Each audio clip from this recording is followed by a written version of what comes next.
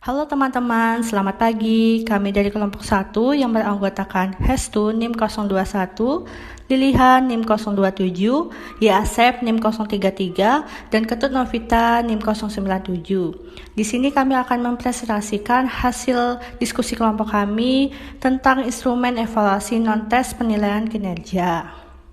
Nah, penilaian kinerja itu apa ya? Penilaian kinerja menurut Ahmad Amin merupakan suatu proses yang dilakukan secara sistematis terhadap kinerja pegawai yang ditugaskan kepada mereka. Evaluasi non-tes berbasis kinerja atau perilaku dituntut merepresentasikan proses sebagai hasil belajar dari peserta didik. Nah, ciri utama evaluasi non-tes berbasis kinerja ada 3. Yang pertama bersifat live atau on the spot, yang berarti penilaian dilakukan saat demonstrasi berlangsung. Yang kedua, menggunakan format jawaban terbuka. Di sini peserta didik diberikan kebebasan sepenuhnya dalam memberikan respon. Yang ketiga, mengandalkan metode observasi. Baik, di sini saya akan mempresentasikan tentang karakteristik instrumen evaluasi non-tes penilaian kinerja. Instrumen evaluasi non-tes penilaian kinerja memiliki 3 karakteristik, yakni multikriteria, standar kualitas yang spesifik, dan judgement penilaian. Selanjutnya, mari kita beralih ke slide berikutnya. Pada slide ini, saya akan menjelaskan setiap karakteristik dari instrumen evaluasi non-tes penilaian kinerja. Yang pertama adalah karakteristik multikriteria. Yang dimaksud dengan multikriteria yakni instrumen evaluasi penilaian kinerja sebaiknya tidak hanya terdiri dari satu sisi kriteria saja, melainkan juga dari kriteria-kriteria yang lainnya. Lalu, poin yang kedua yakni standar kualitas yang spesifik. Yang dimaksud dengan standar kualitas yang spesifik yakni masing-masing kriteria penilaian kinerja itu sebaiknya dapat dinilai secara jelas dan eksplisit atau terus terang. Kemudian, poin yang ketiga yakni judgement penilaian. Yang dimaksud dengan karakteristik judgement penilaian yakni evaluasi penilaian kinerja membutuhkan penilaian yang bersifat manusiawi untuk menilai hasil kerja peserta didik yang dapat diterima secara nyata. Untuk lebih jelasnya, saya akan memberikan contoh pada slide berikutnya.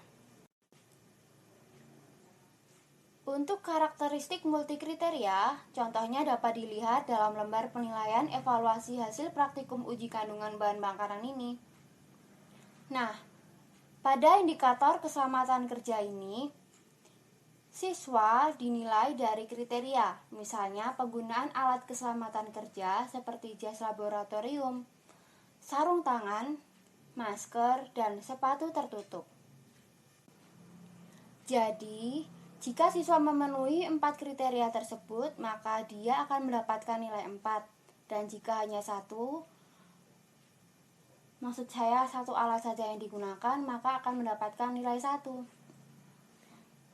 Nah, jadi penilaian indikator atau aspek keselamatan kerja siswa pada praktikum bahan makanan ini tidak hanya dilihat dari satu kriteria saja. Contohnya seperti penggunaan jas laboratorium saja. Melainkan juga ada kriteria pendukung lainnya yang akan dilihat juga. Seperti penggunaan sarung tangan atau yang biasa kita sebut handscoon, masker, dan sepatu yang tertutup. Lalu kita akan beralih ke slide berikutnya. Untuk standar kualitas yang spesifik akan kami contohkan dari lembar penilaian evaluasi hasil praktikum uji kandungan bahan makanan ini. Nah, pada lembar penilaian ini kita bisa mengetahui bahwa lembar instrumen memenuhi karakteristik standar kualitas yang baik. Sebab penilaian pada lembar instrumen ini telah dijabarkan secara rinci pertahapannya dengan poin-poin aspek yang dinilai atau yang biasa disebut dengan indikator. Dimulai dari penilaian tahap persiapan, proses, hasil, dan penggunaan waktu. Tambahan pula, setelah lembar instrumen ini dibuat,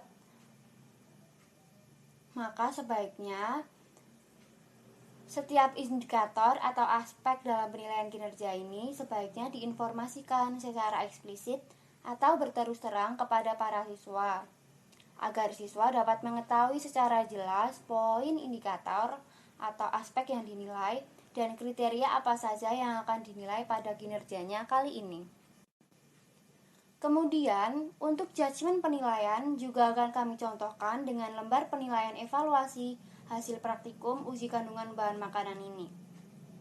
Nah, pada lembar ini kan terdiri dari beberapa aspek yang dinilai. Penilaian aspek-aspek ini sejatinya tidak hanya berdasarkan pada penggunaan angka 4, 3, 2, dan 1 saja, namun juga memiliki latar belakangnya, yang notabene-nya latar belakangnya itu dapat dilihat dan diamati oleh guru secara nyata. Contohnya seperti tadi, bagian keselamatan kerja, yang memiliki 4 kriteria penilaian yang berasal dari penggunaan alat keselamatan kerja,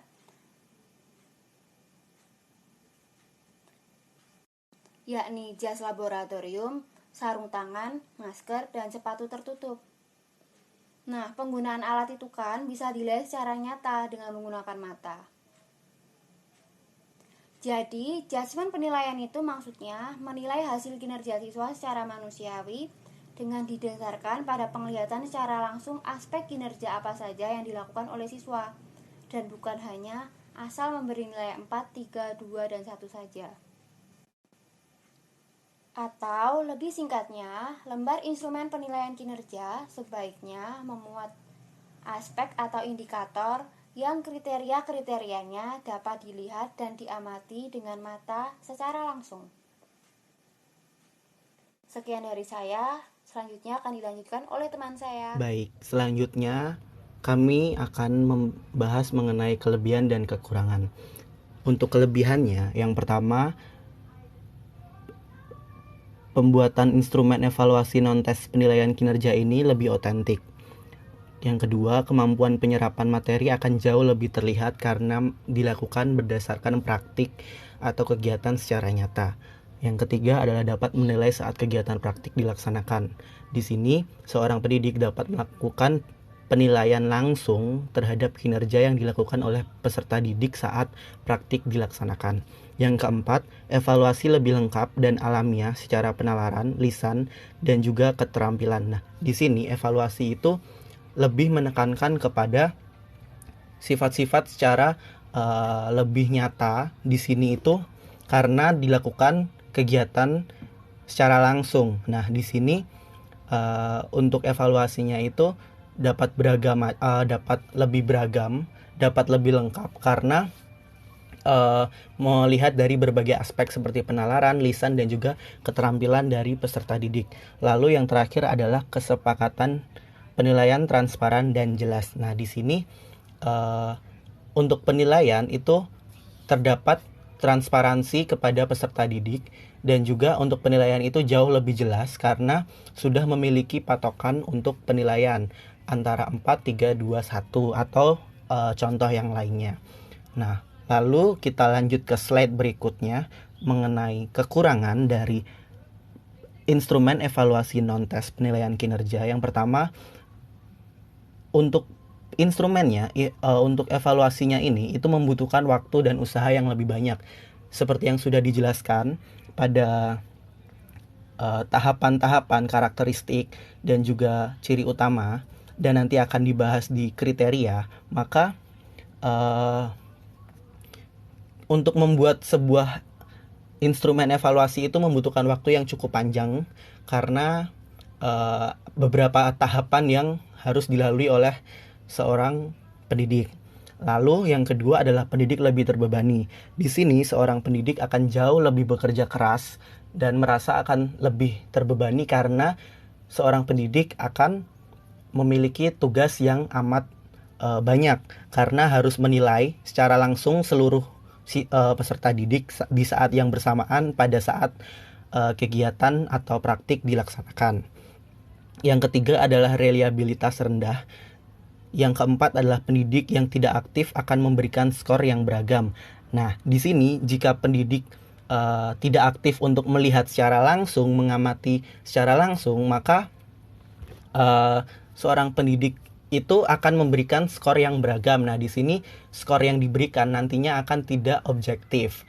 Lalu yang kelima adalah pendidik bisa saja subjektif dalam melakukan penilaian. Nah, di sini kembali lagi ke kekurangan yang sebelumnya. Lalu yang terakhir adalah harus memberikan skor yang sesuai dengan KKM agar tidak merepotkan pendidik. Nah, di sini seorang pendidik wajib untuk membuat skor dan memberikan skor kepada peserta didik minimal. Setiap peserta didik akan mendapatkan skor KKM, karena jika tidak, maka untuk mengulangi atau perbaikan nilai akan sangat susah karena harus menggunakan metode yang sama, berarti harus melakukan kegiatan atau praktikum itu kembali. Seperti itu untuk kelebihan dan kekurangannya. Saya akan menjelaskan mengenai prinsip pembuatan instrumen evaluasi non-tes dalam penilaian kinerja. Yang pertama, seorang pendidik harus melakukan identifikasi terlebih dahulu terhadap seluruh langkah yang penting dan yang akan mempengaruhi hasil akhir. Di sini seorang pendidik harus bisa melihat langkah-langkah yang akan dilakukan dan juga harus tahu apa itu hasil akhirnya nanti. Jadi langkah-langkah yang akan dikerjakan atau dilakukan oleh pendidik nantinya itu akan sesuai dan juga akan mengikuti bagaimana hasil akhirnya. Yang kedua adalah menuliskan kemampuan spesifik yang penting dan diperlukan untuk menyelesaikan tugas dan menghasilkan hasil akhir. Nah, di sini seorang pendidik harus menuliskan apa saja kemampuan yang akan dinilai nantinya untuk menyelesaikan tugas dalam suatu kegiatan. Yang ketiga itu untuk membuat kriteria kemampuan yang tidak terlalu banyak untuk diukur berdasarkan observasi. Nah, di sini pendidik diminta untuk tidak terlalu banyak membuat kriteria kemampuan agar kemampuan yang dinilai oleh seorang pendidik kepada seorang peserta didik itu dapat terfokus. Paling tidak 2 atau 3, jangan sampai banyak kriteria. Misalkan kriteria cara kerjanya sudah benar atau belum, lalu hasil akhirnya seperti apa, kemudian prosesnya seperti apa. Jadi cukup kemampuan-kemampuan yang cukup besar dan difokuskan untuk tidak terlalu melebar penilaiannya. Yang keempat adalah mendefinisikan dengan jelas kriteria yang diukur berdasarkan observasi langsung. Nah, setelah seorang pendidik tadi membuat topik-topik, nah dari topik tersebut seorang pendidik dapat melebarkan atau merinci kembali apa saja yang akan dinilai dalam kriteria tersebut. Misalkan untuk proses kegiatan itu seorang pendidik dapat merinci kembali seperti langkah yang digunakan sudah benar atau belum, kemudian bagaimana cara pembuatan sudah sesuai dengan peraturan atau belum, dan sebagainya. Jadi dalam satu topik bisa dibagi menjadi beberapa kriteria yang lebih kecil lagi.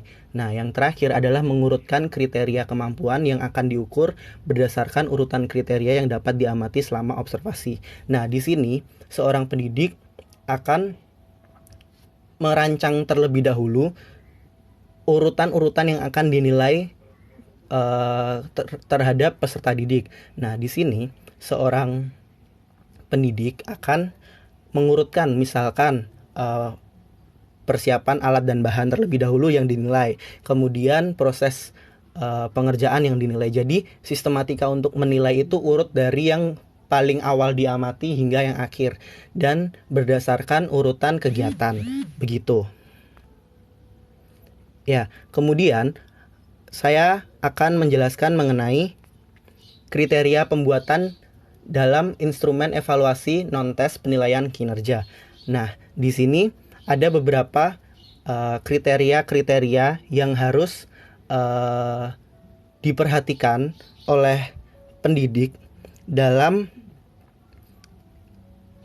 membuat instrumen evaluasi non-tes dalam penilaian kinerja. Nah, di sini ada 7 kriteria, saya akan menjelaskan satu persatu. Baik, untuk kriteria yang pertama adalah generalisability atau keumuman. Nah, di sini itu tugas atau kegiatan yang dilakukan pada penilaian kinerja akan semakin baik jika dapat digeneralisasikan dengan tugas-tugas yang lainnya. Nah, di sini tugas-tugas atau kegiatan yang ada di penilaian kinerja itu harus dikombinasikan dengan kegiatan-kegiatan yang lainnya. Mungkin seperti praktikum dengan laporan atau praktikum dengan post-test pretest, praktikum dengan materi, praktikum dengan observasi langsung ke lapangan dan sebagainya. Nah, yang kedua adalah authenticity atau keaslian nyata. Nah, di sini kegiatan yang dilakukan atau penugasan itu harus sesuai dengan yang dialami oleh peserta didik dalam kehidupan sehari-hari.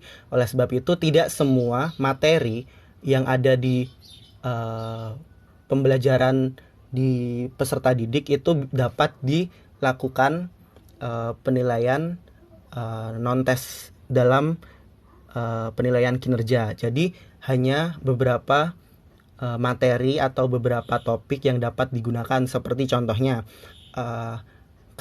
seperti praktikum-praktikum atau materi-materi yang memerlukan praktikum seperti pertumbuhan tanaman, kemudian cahaya, lalu fotosintesis, kemudian ada juga golongan darah, lalu ada juga praktikum tes urin dan sebagainya. Jadi praktikum-praktikum tersebut itu dapat menggunakan instrumen penilaian yang non-tes dalam penilaian kinerja, seperti itu. Nah, lalu yang kriteria yang ketiga itu adalah multiple focus atau fokus itu lebih dari satu. Nah, di sini tugas yang diberikan atau kegiatan yang diberikan oleh pendidik itu dalam penilaian kinerja dapat digunakan juga untuk mengukur lebih dari satu jenis kemampuan.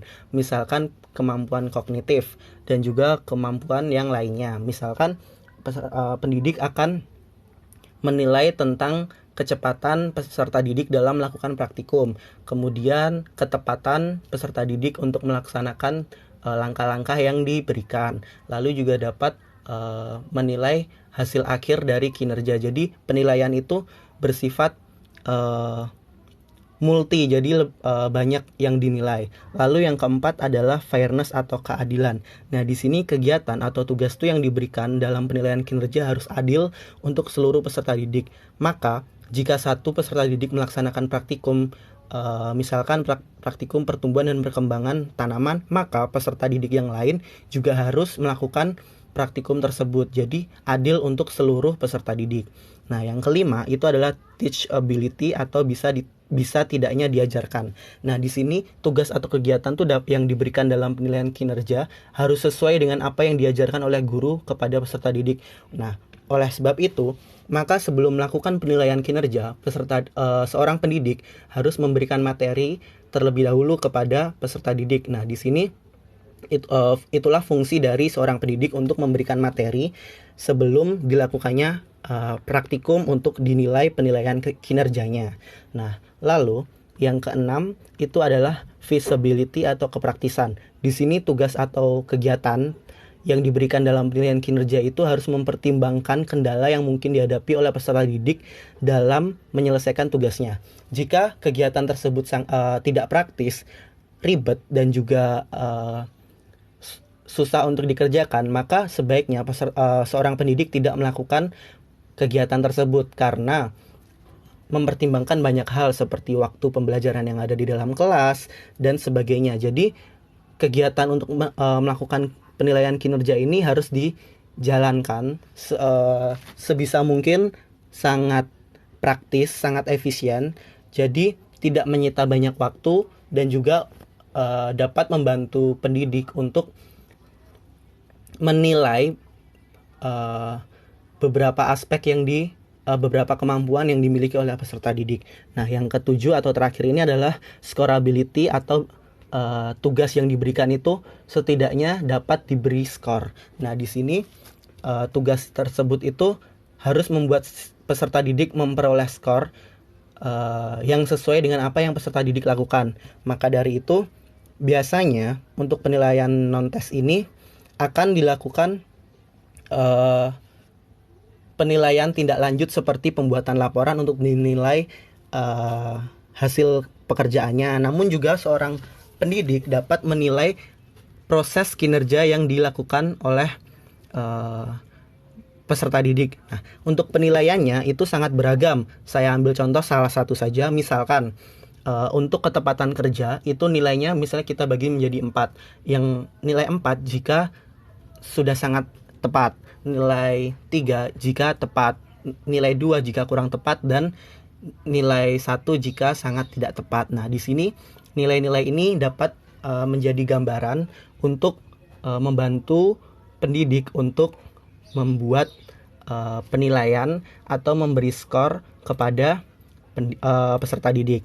Nah, selanjutnya kami sudah membuat contoh instrumen evaluasi non-tes penilaian kinerja. Silahkan teman-teman lihat di https redirect.is/gairix. Nah, di situ teman-teman dapat melihat terdapat dua bagian. Yang pertama adalah lembar kerja siswa dan juga lembar penilaian evaluasi. Nah, di sini lembar kerja siswa itu adalah semacam kegiatan atau penugasan yang diberikan oleh pendidik kepada peserta didik. Nah, di sini kami mengambil contoh itu kompetensi dasar 3.7 di mana materinya adalah hubungan antara struktur jaringan penyusun organ pada sistem pencernaan dalam kaitannya dengan nutrisi, bioproses, dan gangguan fungsi yang dapat terjadi pada sistem pencernaan manusia. Nah, di sini kami memberikan sebuah tugas kepada peserta didik untuk melakukan uji praktikum. Nah, setelah itu, setelah selesai, kita juga membuat lembar penilaian evaluasi hasil praktikum. Nah, di sini ada beberapa topik atau kriteria yang kita nilai. Yang pertama adalah persiapan. Nah, di sini ada dua subnya, ada dua kriteria kecilnya. Yang pertama adalah kelengkapan alat dan kelengkapan bahan. Lalu untuk yang proses ada pemakaian alat dan bahan, kecepatan kerja, kebersihan dan keselamatan kerja. Untuk yang hasil itu adalah adanya tabel hasil pengamatan, jawaban pertanyaan, pembahasan laporan, dan kesesuaian kesimpulan. Lalu kita juga menilai tentang penggunaan waktu selama praktikum. Nah, untuk nilainya sendiri kita mengambil rank dari 4 sampai 1. Lalu ada jumlah dan juga jumlah total.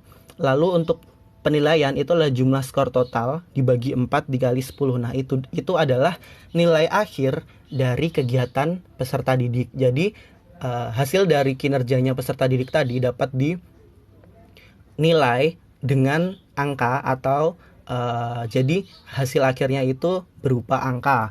Nah, mungkin sekian dulu presentasi dari kelompok kami. Jika ada kurang lebihnya kami mohon maaf. Terima kasih karena telah menonton, mendengarkan, dan tetap semangat. Sekian presentasi dari kelompok kami. Jika ada pertanyaan silahkan teman-teman tanyakan di kolom komentar atau dapat juga lewat grup WhatsApp. Sekian dan terima kasih.